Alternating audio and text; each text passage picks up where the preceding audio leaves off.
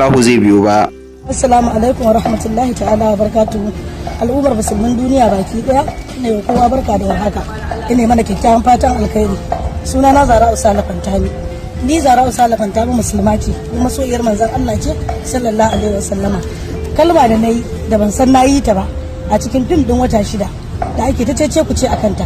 To ni musulma ce kuma nayi ladaman yin ta kuma nayi kuskure kuma ina roƙon Allah subhanahu wataala ma ya yafe min. Da al'ummar musulmin duniya ina neman abuwar kuma ku yafe mu dan wallahi ban san nayi ba domin duniyar nan saboda manzon Allah ke yin halitta sallallahu alaihi wasallama aka yi ta duk abin da muka ci a duniya arzikin manzon Allah sallallahu alaihi wasallama muka ci wace ce ni da zan ce ba zan gazancan annabi ba nayi ladamar kalmomin da nayi kuma na barranta kaina da su ina neman afuwar musulmin duniya baki daya ina neman afuwar kuskuren baki ne kuma ban san nayi ba dan haka ina so a yi min afuwa akan wannan kalma na barranta kaina da ita.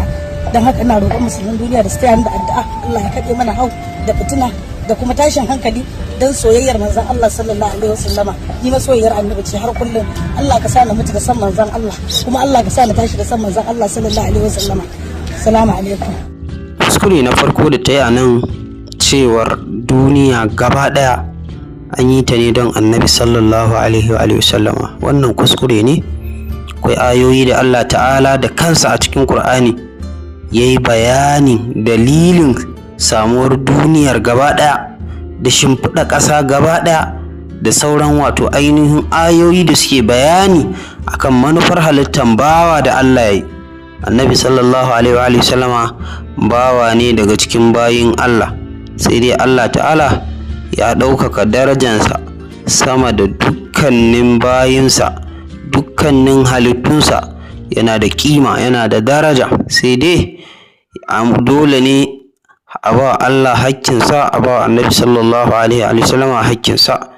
Ɗaukan hakkin Allah a ba wa manzon Allah wannan yana kai mutum zuwa ga kafirci. Abinda kiristoci suka yi kenan, suka zamanto kafirai tsantsa, sun wato ainihin guluwi, sun wuce gona da iri wajen nuna soyayya ga Yesu almasihu wato annabi Isa ɗan Maryam, wanda hakan ya kai su ga kai shi ga matsayin Allah, wanda wannan shine babban laifin da Allah baya taɓa yafewa, saɓanin sauran laifuffuka da bayi ke yi wa Allah.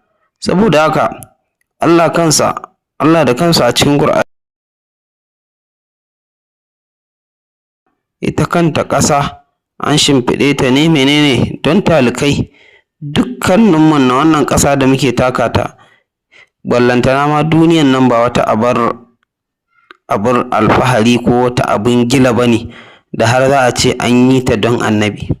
In an yi haka ma mu a fahimtar mu kamar an kaskanta sha'anin annabi ne, cewa an yi duniya don annabi. Annabi sallallahu alaihi wa sallama da kansa ya ce duniyan nan kamar mushen jaki ne. Mushen jaki annabi sallallahu alaihi wa sallama ya misalta duniya, domin ka gane cewa duniya fa ba wata aba bace. Ko Allah ya kawo mu ne don ya jarabce mu. Allah ya halicce mu ne mu zo mu rayu, mu mai ibada, mu koma gare sa. Ya halicci rayuwa da mutuwa ne don ya jarabce mu. Muna fata Ubangiji Allah ba mu ikon cin dukkanin jarabawan da zai mana da